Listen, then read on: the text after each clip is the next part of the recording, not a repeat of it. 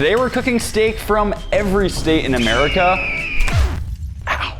Ugh. Starting with Texas. Texas may be the state capital of not just America, but perhaps the entire world. And we're of course going big with this one. I'm recreating the infamous Big Texan, a 72-ounce Texan steak challenge that starts with a massive hunk of top sirloin that's grilled to perfection, shrimp cocktail, a roll with butter, and a little salad because we're healthy. Timmy, get out of there. As they say, everything is bigger in Texas. Cheers. I love grilled steak. 72 ounces of top sirloin. Jesus, so satisfying, so good. I love that. I love everything in front of me. This salad though, we have no need for that. A very strong start, we're giving Texas a B. So you'll notice how we started with Texas, and all of the states we do are actually in a very specific order. One person who understands the riddle and tells us in the comments why we chose this order of taste tests based on the state will win a bunch of free jerky. Oklahoma in the iconic chicken fried steak. Tenderized beef, breaded and fried to golden perfection, just like real fried chicken. It looks the same, but certainly doesn't taste the same, and served with creamy country gravy for a rich and flavorful sauce over the top. I wanna like it, I just don't. Beef just shouldn't be deep fried. It's already so savory and fatty. The breading just ruins the best part of the steak, which is the crust. I just love that crispy with the creamy and then the juiciness of the steak. But I gotta keep it real. We're giving it a D. If it was just me, it would have been an F. Next up, Missouri with the one and only St. Louis style ribs, which is quite possibly my favorite cut of pork. Haters will say that a tender, meaty block of ribs is technically not a steak, but with the bones removed, that's exactly what I'm calling it. You calling that a steak? Look, Kyle, anything can be a steak if you believe it's a steak. Such a good steak. That's a good steak right there. That might just be the best steak I've ever had. Clearly, some of these steaks are gonna have our own little twist to it. Given that this is debatably not a steak whatsoever, it is just barely not gonna be in the S tier, we're giving it an A. Next up, Nebraska with their Runza beef pocket. Runza is extremely popular in Nebraska, and while typically made with ground beef, I substituted with slices of ribeye. As one of the most highly renowned cattle producing states in the US, I have a feeling this one will be top tier. Kind of like a Hot Pocket, but basic. If I'm gonna have like puff pastry or dough around something, I want it to be a beef Wellington. She's a high-class lady. The sauce and the cheese on the inside really makes it, and this doesn't have any of that. It's just kind of like a stir fry with bread. All that said, we're giving it a C. It's time for a South Dakota staple, chislic. Skewered cubes of seasoned and tender sirloin steak, then deep fried to golden brown perfection. Not the most traditional way to cook a steak, but anything served with blue cheese and hot sauce is usually a winner for me. You're looking like a real chislic right now. Double dipping. I like the blue cheese. Hot sauce is unique, I like it. I think I like the sauces more than I like the steak. The deep fry gives it a nice crust. It'd probably be better grilled. I do prefer the chicken fried steak over this. I think she's crazy, but what that means is we're giving it a B. Kansas City burnt end topped Kansas City strip steak. Yes, you heard that right. Starting with this crazy dry-aged T-bone project from a recent video, removing the tenderloin side so we're left with a bone-in strip, aka a Kansas City strip steak. Seared to perfection, then topped with tender, sticky brisket burnt ends, or as I like to call it, meat candy. I want to warn you guys, there is a little surprise with this particular steak. That's so good. Why is mine spicy? Something's really spicy on there. This was the excessively spicy hot honey dry age. I do think it goes well with the sweet burnt ends though. I think is my favorite so far. The steak is savory, it's spicy. I'm not gonna say it's traditionally done in Kansas City, but it absolutely should be. That was exquisite for our very first S tier. Montana's Salisbury steak. This one starts with some fresh ground beef, breadcrumbs, eggs, ketchup, mustard, and seasonings before forming into an oval patty. Served with mashed potatoes and gravy, it's a hearty dish that smells unreal, that's giving some major shepherd's pie vibes. Love the flavor on that thing. It feels like a hunter's meatloaf, like kind of rustic. What I don't like is the texture. I should definitely not have used tenderloin. It's just way too soft and almost mushy. I love it so much. I love meatloaf and the flavors here, the mushroom, the steak, the mashed potatoes. It's just like, I feel like the gravy actually works with the meat and the mashed potatoes well. I think if I worked on the texture, this would be a standout dish, but for now we're giving it a very respectable B. We're heading down to Kentucky, so of course bourbon's involved. By combining the marinade with soy sauce, brown sugar, garlic, and various spices, we're left with a sweet and savory cut of beef, perfect with a glass of bourbon on the side. Mapley, just like yum. It does have a sweet note to it, but it is a bit more complex from the whiskey. One thing is for sure, steak and whiskey just go together. It does give a nice sweetness, not like alcoholic. A very respectable steak, we're giving it a B.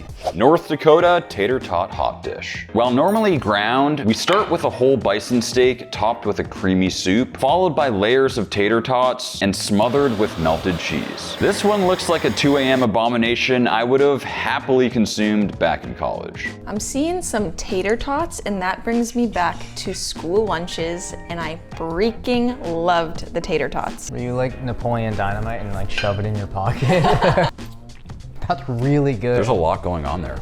Wow. The tater tots almost, they give it that like starchy potato savory. They're so good on that. It is a complete journey in flavor and textures. Creaminess of the soup, the crispiness of the tater tots, and it's bison? Clearly we love this one. We're giving it an A. Steak de Bourgogne, Iowa's signature dish. Featuring a tender cut of medium rare filet mignon and topped with rich, creamy garlic butter sauce. Its decadent flavor seems like the perfect complement to a tender cut just like this. Dig in, kids. Wow. That sauce is so powerful. It's so rich. Yeah. And garlicky. Good. The garlic in it is really good on a steak because the tenderloin isn't too flavorful on its own. Right, exactly. It really complements the lean tenderloin. It's like I'm eating a big bowl of Alfredo. Personally, I think it should be a little higher. However, we agreed. B for basic.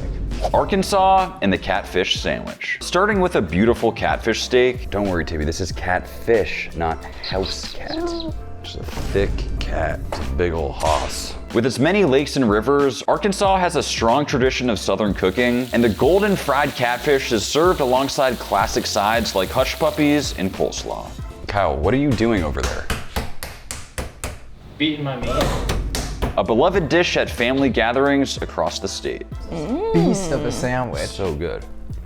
I love fried fish sandwiches. I think I'm realizing I hate catfish. It like tastes dirty. The taste of the catfish is being masked for me because I'm just getting a lot of the crispiness and the coleslaw and the sauce, which I really like. You know it's not a top tier fish, but when you pair it with these things, it really works. But it's like putting lipstick on a pig. High quality fish sandwich, low quality fish. But what it means is it's a C. Florida and the fried gator sandwich. What's going on with this alligator tail? I know, not exactly a traditional steak, but this is Florida we're talking about, and we have to start with alligator steaks. Extremely disappointed to say I haven't seen a single gator since moving here a year ago, but they're typically found in regions near the Everglades. This alligator sandwich captures Florida's spirit of blending local ingredients with Southern and Creole influences for a pretty adventurous bite. Our current home state, it's like fried chicken. It's just a little bit tough. It's not chickeny enough. It's not fishy enough. It's just really weirdly in the middle. Similar to the catfish sandwich, I'm a fan of this. I like the crispiness, the sauce, the pickles. To me, it's just so much better than the catfish. Slightly mixed reviews though, we're giving it a B. Tennessee and the SCA competition steak. The SCA, aka the State Cooking Association, originated in Tennessee and has really popularized the signature grill marks, which as you guys know, isn't exactly my favorite way to cook a steak. While I've never competed in a formal steak or barbecue competition, I've always looked up to those who've perfected the craft down to a science. As you guys know, I have ripped on SCA style steaks for the longest time, but as an individual bite, I can't lie, it is packed with flavor. That's kind of the point of it, right? Like almost too flavorful. It is kind of missing the char too. It reminds me of like those generic jerky brands that pump their meat with brine served in steak form. I just don't like it. Well, unfortunately, that means it's getting a C. I'd give it an F. For my little sister, we're downgrading it to a D. Wyoming bison steak with a sweet huckleberry sauce. Wyoming is home to one of the largest populations of bison in the United States. A healthier, lower fat option to beef that I've grown to love. We're pairing it with this popular sauce found in the region. Kind of reminds me of a blueberry pie. Wow. I love that. This is phenomenal. That's so good. Pairs perfectly with bison. Huckleberry is to blueberry what like wild game is to beef or something. Or bison is to beef. Yes. Yeah. I am for sure making this again. It is a very easy A. California tri-tip with chimichurri, and we're whipping out the Santa Maria for some true authentic flavor. Cali's known for its diverse culinary scene, and this style of tri-tip may be its most iconic contribution. Popularized in the Central Coast region, specifically in Santa Maria, it's an affordable cut, but cut thin against the grain and topped with the herbaceous sauce, it is a hard one to beat. I'm actually sweating. Wow, that's an early meat sweat from Sophia. Fresh, zesty. Live fire over the Santa Maria is by far one of my favorite ways to prepare steak. Very tempted to put this in the A or S tier though. It is a little bit basic, so we're going B. Alabama white sauce over a blackened ribeye. Alabama is known for its rich southern culture, warm hospitality, and distinctive cuisine. Most iconic is of course the Alabama white sauce, and while perhaps not as common over steak, we'll find out if it's any good.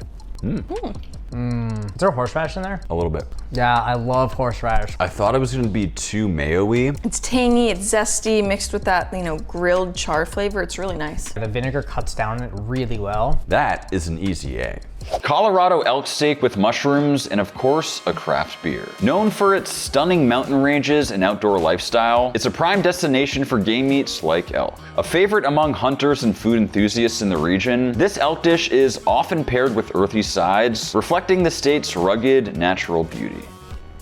I don't particularly love elk in general, but the mushrooms and the sauce really combine everything together. It's a little bit gamey, and for me, honestly, it's more so the texture. A little bit mushier than beef, but it's not bad. It is a tenderloin, so it's extra soft. I can see what you're saying with the slight mushiness, and I'm sad to say that we're going with a C, though I think it should be higher. Virginia ribeye with peanut sauce. Virginia has a tradition of peanut farming going back 150 years, and is one of the largest producers in America, so while I never thought I'd be throwing peanut sauce on a steak, this felt like the time to do it. I love steak, and I also love peanut sauce, but how will they taste as one? West Virginia. No, this is Virginia. Virginia. Is there a difference? I really like that. I was kind of skeptical, but the peanut sauce is like... It's like an Asian flavor. like an Asian It should be Thai, right? It's like beef satay. Yeah, it's kind of like eating beef satay. Super good. By no means do I think people in Virginia are eating this type of peanut sauce on a steak, but they should be because it tastes delicious. We're giving it a very solid B. Oregon ribeye steak beef jerky. This state's outdoor lifestyle contributes to a strong appreciation for beef jerky and is home to many local jerky producers selling a wide variety of flavors and formats. We took this up a notch by using a whole slice of ribeye for the ultimate slab of dried beef. Wow, it's so simple, but it's really good. So tender. All I did was season it with salt, pepper, garlic powder. I was ready for this to be brittle, under-seasoned. There's literally zero sweetness to it, but it's perfect. Comment down below if you want to see that on the Max Jerky lineup. That's an A for me. Surprise factor bumps it up, I think. Speaking of jerky, I have a very exciting announcement. We are giving away a year's supply of Max Jerky to one person in the comments. All you have to do is comment the state that you're from in the comments. Who knows, you might get lucky. And on top of that, we have a massive 30% discount going on right now. Use code STATE30 and take advantage while you can. Idaho loaded steak potato. As the leading potato producer in the US, literally ask anybody what Idaho's known for, and I guarantee they're gonna say the potato. Topped high with cheese and slices of a New York strip, it may not be the most traditional loaded potato, but I can't imagine this thing won't taste good. This is by far the cutest one.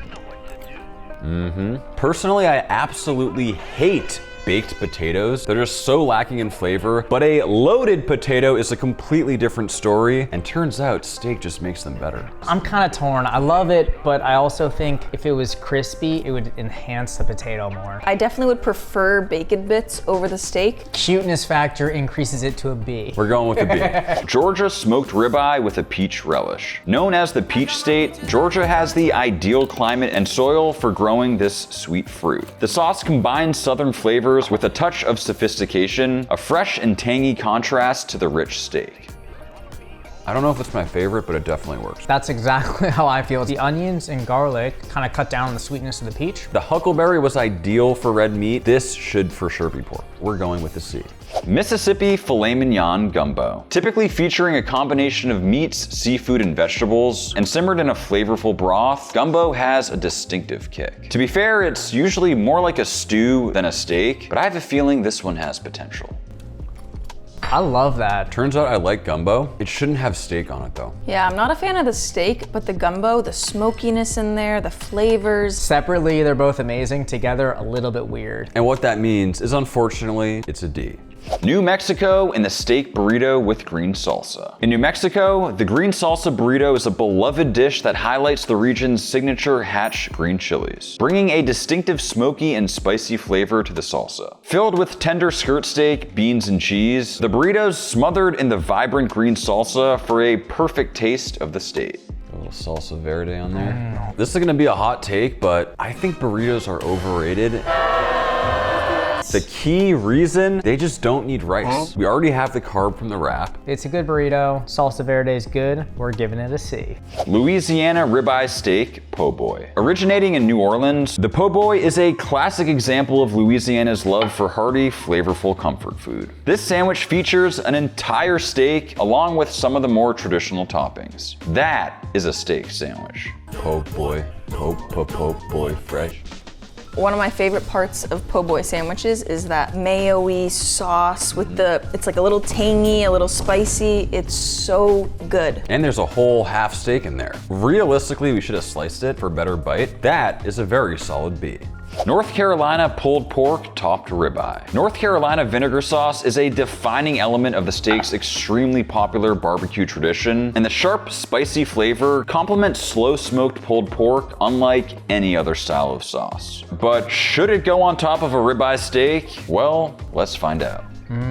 I love a Carolina vinegar sauce, but something about it with the pork mixed with the beef, with like the really tender meat and then the grilled meat, it was a little weird in my mouth. I like pulled pork with vinegar sauce, and I like my steak with a different sauce. Doesn't really work. Pulled pork belongs in many places, but turns out it should not be on top of a steak. We're giving this a D.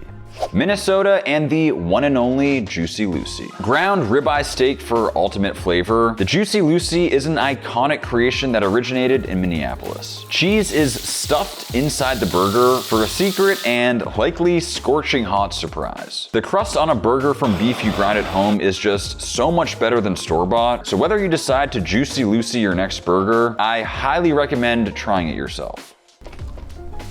Oh yeah. Wow. That is a super premium burger. My only reservation about this one is stuffing it with cheese doesn't really do it any better than it being on top. And I feel like that makes it so you can't cook the burger as well. To get a medium rare internal on a burger, you can't melt the cheese, so you're pretty much forced to cook it to well done. By no means was this bad, but bottom line, cheese should be on top of your burger, and for that reason, it's getting a C.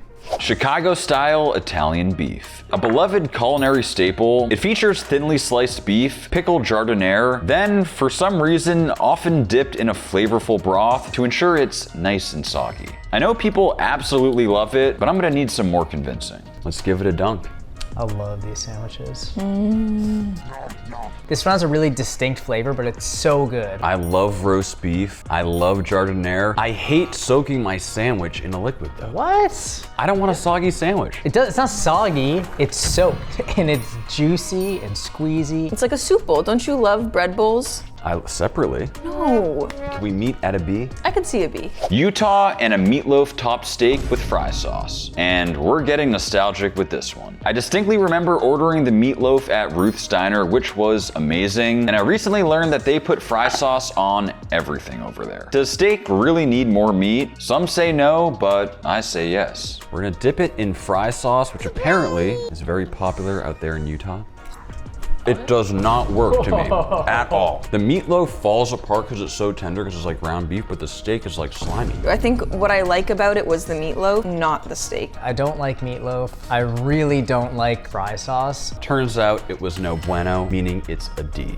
Ohio Cincinnati chili topped steak. Cincinnati chili is a regional dish that sets itself apart from traditional chili with a distinctive blend of Mediterranean spices and sometimes even chocolate. It has a slightly thinner and saucier tier consistency that we're throwing on top of a perfect medium rare filet because ground beef alone just wasn't enough protein. Someone pooped on top of that steak.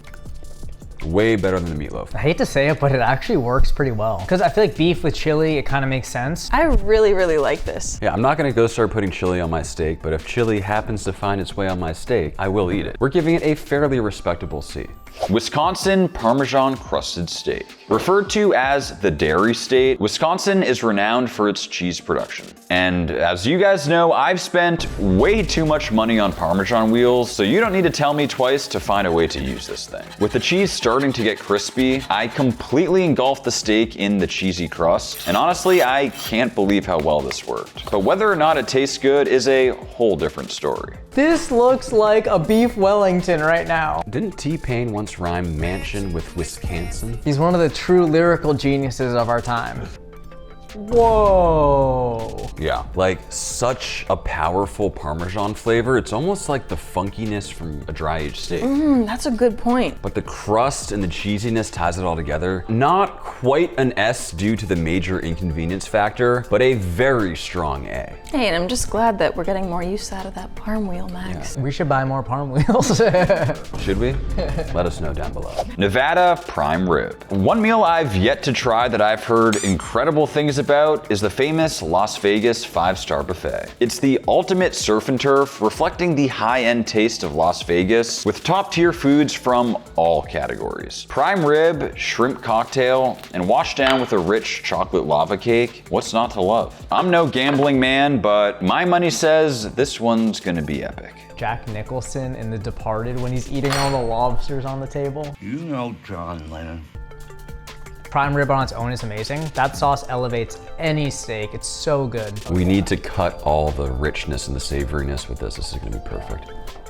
Oh, they all go so well together. Obviously, you throw money at a meal, it's gonna be great. And at the end of the day, despite all this tasting incredible, it isn't super unique. And for that reason, it's getting an A. Washington coffee crusted ribeye. As the heart of coffee culture in America, Seattle is also home to the very first Starbucks. Now, I've done my fair share of coffee dry ages that have turned out amazing, so hopes are high that a freshly ground blackened coffee steak will be great. Just hoping it doesn't make it too bitter. Yeah. The coffee gives it this earthy undertone. Kind of sort of an oaky afterbirth. It's almost like the taste of a little bit of a burnt steak. It's like that like charcoal-y. Yeah. It also gives it like almost a gritty texture, but I like it. It is a little bitter, but overall not bad, and we're giving it a B. Pennsylvania Philly cheesesteak. Traditionally made with shaved ribeye, the Philly cheesesteak is quite possibly America's most iconic sandwich. Seared on a griddle, then piled high on a soft hoagie roll. There is debate as to which cheese to use, either whiz or provolone, but realistically, in my opinion, you can't go wrong with this one. Incredible. The flavors go together so well. Have you ever had it with whiz? It seems gross. It's actually so good. We used American because that's all we had. Just touch pinkies. Can we get a slow-mo on that pinky touch? It's a little simple though. Beef cheese sandwich. It's another B. Next up, West Virginia's pepperoni roll. Originating in the 1920s, these rolls were created as a convenient meal for miners in need of a hearty on-the-go lunch. One might even call it the original Hot Pocket. To stake this one up, we're not only using pepperoni, but also slices of juicy seared beef, finally topped with butter and dunked in that marinara. West Virginia. Northeast Florida. Now this tastes absolutely amazing. I mean, it's like a little pepperoni and steak cheese pocket. It's like a calzone. Does the steak enhance it, do you think? I think it does. Putting West Virginia at a surprisingly high A. Indiana pork tenderloin sandwich. This deep fried pork steak sandwich is central to the state's cultural identity. Some say it's exactly like the people. Simple, not too showy, and sometimes a little too big for its britches. Although many locals enjoy it with just a plain smear of mustard. I love it. Wow. So good. It's like better than a fried chicken sandwich somehow. I think because we use tenderloin, like it's so tender and just packed with flavor. I like a fried situation in a sandwich. Just like shrimp, like the situation, pork. Yeah. Okay. Definitely like the situation. The spiciness and the vegetables cut down on like the richness of the fried stuff. This technically isn't a steak, but we've decided this deserves to be in the S tier. Arizona carne asada tacos. With its deep-rooted Mexican and Southwestern influences, it's a haven for bold, flavorful cuisine. Carne asada, which means grilled meat, features a juicy marinated steak, and topped with fresh ingredients like salsa and a squeeze of lime, it embodies Arizona's vibrant food scene. Carne asada.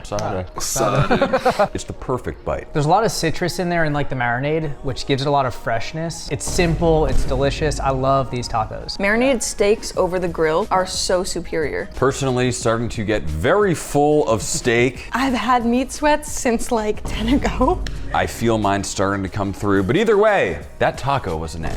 Next, we have the South Carolina filet mignon with pimento cheese. Pimento cheese, often referred to as the caviar of the South, is a creamy spread made from a blend of shredded cheese, mayo, diced pimentos, and spices, creating a rich and tangy flavor. Often paired with steak, it brings a more comfort food feel to the dish and adds some richness a tenderloin often lacks.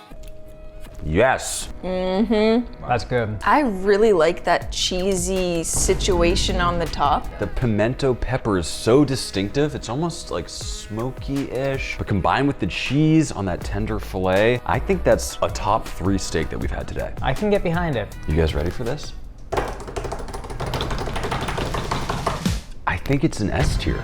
New York and the one and only New York strip steak. New York City steakhouse Delmonico's, which was founded in 1827, served this cut as its signature dish, and by association is responsible for naming this now widely known cut. Threw on some Peter Luger steak sauce, another iconic New York City steakhouse, to see what New York City steak is all about. Our old stomping grounds, the great city of New York. I mean, Peter Luger is quite possibly the most iconic American steakhouse. It doesn't feel like it would come from a premium steakhouse. I think it's almost like they combined cocktail sauce with ketchup. Friend of ours put this steak sauce on top of a steak and seared it really, really hot. That was incredible when it caramelizes and the sugars actually come out versus just being a sauce on top. Great point. It's getting a C. Michigan and a Detroit-style steak pizza. Detroit-style pizza is known for its distinct rectangular shape, featuring a thick, airy crust that's crispy on the bottom and chewy on the inside. Although not traditionally served with steak as a topping, we had to give this one a try as I can't imagine a juicy steak would ever make a pizza taste worse. I love steak. I love pizza. I love steak on pizza. What can I say? Oh, I thought you were gonna say I hate steak on pizza. No. I love it. I don't like it. What? I love ground beef. I love pizza. And when you have like hamburger pizza, that's 10 times better than this. All that said, we're giving it a C.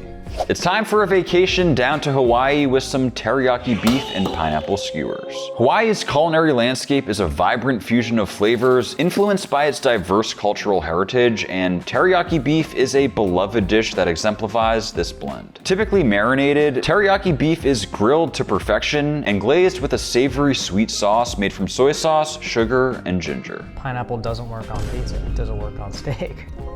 I love it. It's so good. Grilled pineapple is probably one of my favorite things, and with the steak, it's really nice. You know it's real when you've had about 30 steaks in one day and you're going for seconds. It's getting an A. Maryland crab cake filet mignon. Maryland is renowned for its blue crabs, and crab cakes are a local specialty. Fresh lump crab meat seasoned with Old Bay, mayo, and breadcrumbs, then pan-fried or baked to achieve a crispy exterior while maintaining a tender, flavorful inside. Topped with Old Bay spiced hollandaise for the creamy surf and turf that dreams are made of. Maryland. Let's crank it.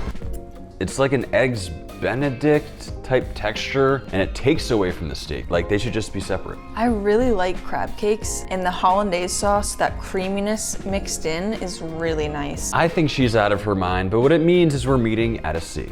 Vermont venison rib chops with maple raspberry sauce. Vermont has a massive population of deer, but we can't forget the real Vermont staple, maple syrup. Perfectly seared venison rib chops and covered with a homemade maple raspberry glaze for a sweet and tangy topping. You guys might remember from our exotic meats video when we had those Maui Nui Axis deer venison rib chops. They are absolutely a 10 out of 10, which means Vermont is in the S tier. Maine lobster surf and turf. Maine is known for the best tasting lobster in the world, in my slightly biased New Englander opinion. Grilled tail over a tender fillet with a creamy lobster sauce. As a Boston boy, this one has a special place in my heart.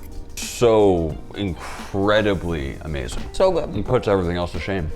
That's surf and turf that I can get behind. The flavors don't compete, they complement. And I have to say, I know we're in Florida, but Maine lobster, they are just so superior. So superior. But what it means is it's another S tier. Massachusetts and the classic roast beef sandwich. Growing up in Boston, this was always my go-to sandwich from Kelly's Roast Beef. The restaurant originated in Revere, Massachusetts, and has become an iconic part of New England's culinary landscape. In my sandwich today, medium rare prime rib is the star of the show. Massachusetts, the birthplace for all of us, it's where we all grew up. Our parents used to always take us to Kelly's and their roast beef sandwiches. It tastes like Kelly's roast beef. It's like the same thing. What makes it for me is the tang from the barbecue sauce on one side and then the mayo on the other for the creaminess. Yes. There's a lot of meat, but it kind of balances it all out. I feel like the roast beef is just kind of like a lump of not super flavorful meat. So for me, it's like kind of mid. What that means is that we're meeting at the middle at a B. Next up, Alaskan king crab surf and turf. With breathtaking wilderness, a cold climate, and abundant seafood, Alaska is most notable for its king crab with its sweet, delicate flavor. A luxurious combination with steak, it merges land and sea in one perfect bite. Yeah. Oh yeah. Yes, yes, yes, yes, yes, yes, yes. There really isn't too much to say. I mean, it's so reminiscent of the lobster. Might be better than Boston lobster. Shut your mouth. They're both amazing. What it means is that Alaska is also in the S tier. The New Jersey Sloppy Joe sandwich. I made them extra sloppy for you. And I know what you're thinking. In what world is this a Sloppy Joe? Apparently in the world of New Jersey, because out there they have a unique deli-style sandwich made with layers of meat. In this case, I'm using prime rib roast beef along with Swiss, coleslaw, and Russian dressing piled high between some rye. I do not know how they're calling this a Sloppy Joe. That's like a Reuben, and a good one too. I prefer it with pastrami, but it's cool that it's a Sloppy Joe, a different style. I really like this, and all those layers, you get so many flavors. An extremely respectable A. It's time for the Connecticut hamburger. Holding an extremely special place in history, Connecticut is home to what is widely believed to be the birthplace of the American hamburger. Lewis's Lunch, a small eatery in New Haven, claims to have served the first hamburger in 1900. Unlike the typical modern burger, the OG is made from a blend of ground beef, cooked in a vertical broiler, and served on toasted white bread with optional cheese, tomato, and onion. No condiments allowed, which I clearly missed the memo on. This looks absolutely nothing like the burger we all know and love, but apparently it's the OG, and the OGs knew what they were doing because this is so good. A nice like thick, almost like a Texas toast, really is a good addition to the hamburger. Do you like it more than a hamburger bun? I think so. Really? Because you get the crispiness all around and it's so fluffy all throughout. Another very strong A. New Hampshire steak tips. Growing up, I wasn't eating ribeyes or T-bones. I was actually eating steak tips, often marinated in a variety of sauces and seasonings. It took me a while to learn what steak tips actually were, cuts of sirloin or flap, and they're incredibly tender. They're a favorite of mine and especially popular in the Northeast, including New Hampshire. That right there brings me back. Steak tips are such a New England thing. On any of the rare occasions we would go out to eat as kids, literally 100% of the time, I was ordering steak tips if they had them. Finally, something we can all agree on. They were so juicy, the mashed potatoes. Can also change the flavor really easily by changing up the marinade. If you come to New England, you must try the steak tips, because at least in our eyes, it's an S tier. Delaware soft-shell crab tenderloin. Delaware, with its prime location along the Atlantic in the Delaware Bay, is known for its abundance of fresh seafood, particularly soft-shell crab. A delicacy in the region, soft-shell crabs are blue crabs harvested just after they molt, when their shells are still tender and edible. Typically, these crabs are lightly battered and fried, resulting in a crispy exterior while preserving the sweet, delicate flavor of the crab meat. Kyle, please do the honors on that soft-shell crab. It's not very soft. Psych! Well, turns out they do not sell soft-shell crabs around here. This is just a regular deep-fried blue crab, but you guys get the point. Typically soft-shell crabs, you can eat the entire thing, though I do have a feeling, if you believe in yourself, anything can be a soft-shell crab, right? It's meaty.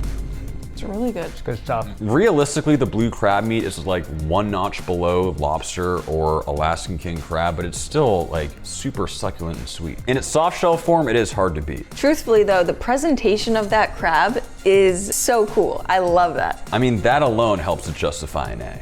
Rhode Island clam chowder on a steak. Rhode Island clam chowder is a unique variation of traditional clam chowder with a slightly more clear broth. It's packed with tender chunks of real clams, and it's a culinary creation that somehow works. In a unique twist, Rhode Island clam chowder is sometimes actually served on steak, resulting in a very interesting surf and turf, to say the least. Guys, I didn't start recording. I'm kidding. The way my heart was at my toes, if you lose the footage for this video, we have made it to our last and final steak. It has been quite the journey. I don't know about you guys, but my stomach is very confused right now. But either way, Rhode Island. It's not bad. It's not good. All the components of the clam chowder are super soft, like the potato falls apart, and then the steak itself is ridiculously soft because it's tenderloin. Flavor-wise, I like it, but texturally, hate it. It's almost like a more flavorful mashed potato side. I wish that the creaminess had a little bit more of a bite to it, something like a horseradish, a pepper. I think you guys are crazy, but what it means is that Rhode Island gets a B.